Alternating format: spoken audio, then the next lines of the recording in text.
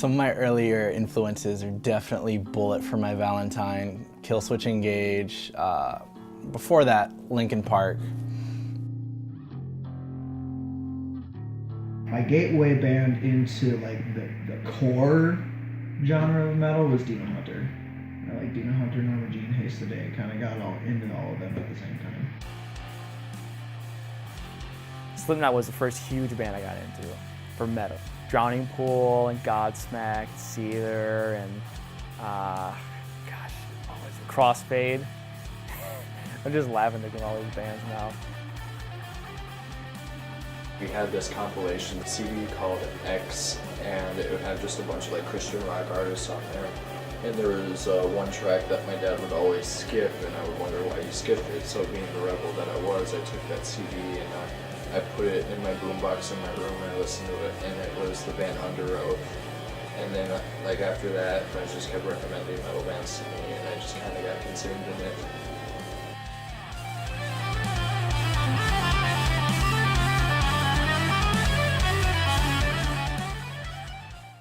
Well, I'm Jason Niemeyer.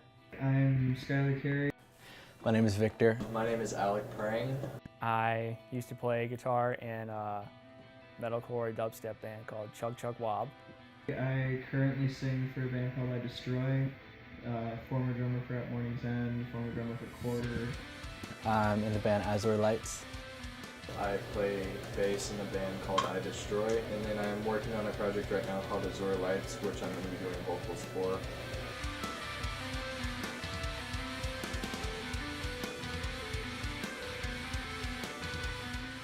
I became a Christian, actually understood the love of Jesus and decided to lay down my life for the gospel in August of 2009. And I really saw God when I moved to Minnesota, because in Florida I felt like he was just handed to me and I took him for granted. You know, I was raised as a pastor's kid, so like most of my life I'd known about God. I'd gone to church like every week, and it really took me until about my senior year and a lot of falling out with my faith to really come back to it and realize that I need to do that for myself, not just because my parents want me to. Basically, I grew up in the church, made the mistake of going to Northwestern in St. Paul, almost became an atheist, transferred to North Central and graduated from there. Because of the way that North Central does things and the people I met at North Central and the things that they introduced me to there, I have been slowly progressing back towards the faith end of things.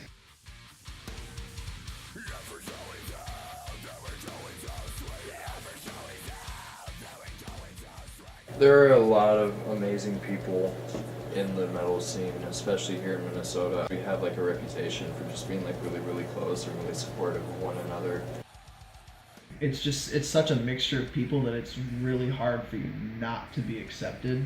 You'll find people that you're very close with. You'll find your place very easily. There's a good sense of camaraderie around everybody. You meet these people and from all walks of life, from different states, different countries, and you resonate with them, and it's just you automatically connect with this person.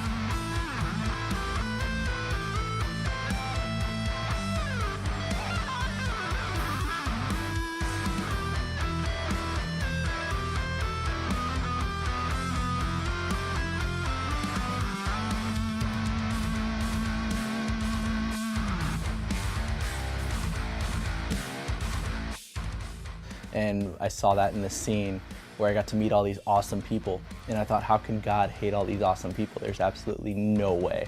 I've gotten chances to sit down and talk to a lot of different local bands, like go out to eat with them and talk to them, and like hear their heart, and their hearts are so pure. Like they're not doing music just because they like it or they want to make it big. They do it because they care about people and they want to make something that brings people together instead of separates them, especially like with the time we're in now where everybody hates everybody for being different. Like, we need more people like that.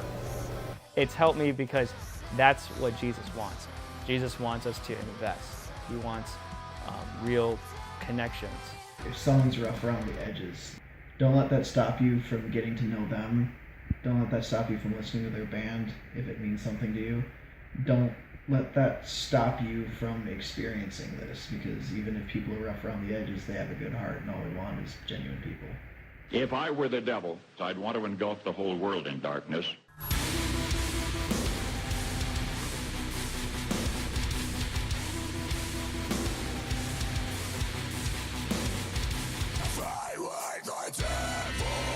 So I had the Slipknot sticker on my laptop, and he just kind of glances over and he goes, "Slipknot, you listen to that satanic crap?" And without missing a beat, I looked at him and I'm like, "Yeah, I do."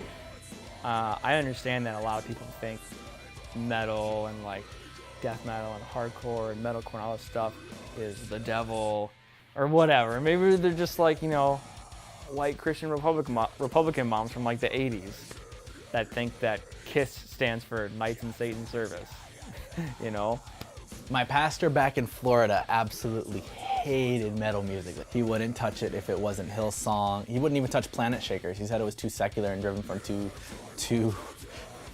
raunchy of a musical genre. And I was just like, what on earth? I went to a show last December, and there was a guy outside protesting against metal and protesting against how it's like you can't put Christian and metal in the same subject. And I remember being so angry at the guy. But luckily one of my friends was with me and he really encouraged me, and he was just like, "Man, you need to be praying for that guy instead of like hating on him," because I was legitimately angry. I really wanted to go up and like talk to him and like tell him how he was wrong. But one of my best friends put me in my place about it and really gave me another point of view over it. Just because you don't sound like Chris Tomlin or Toby Mac doesn't mean that you're not a Christian artist, you know? It's like, I don't want to turn on KTIS all the time because I don't like that music. They're interpreting the message in a way that they can understand. And my pastor was really, the actual senior pastor, didn't understand that. With metal, like, you can really find any kind of song that like describes what you're going through. It really helps me like get my emotions out in a healthy way, other than like, you know, cutting myself or self-destructing in some other kind of way. This style of music has been so close to me for years because I grew up in an extremely emotionally abusive home, and I've struggled on and off with depression for years, and this music just kind of cancels all that out.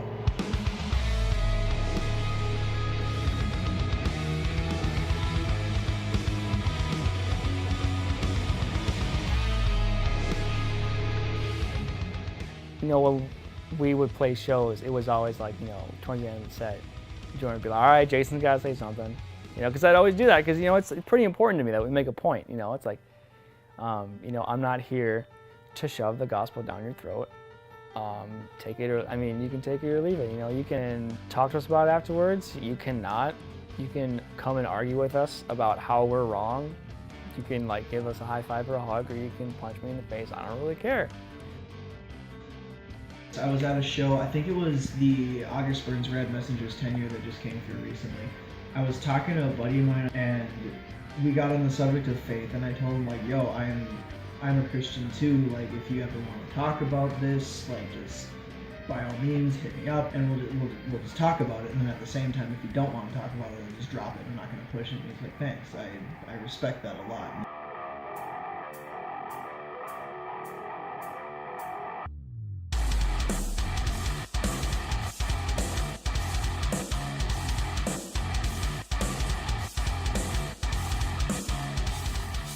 If you have any interest in getting involved, just, I'll Shia LaBeouf you, just do it.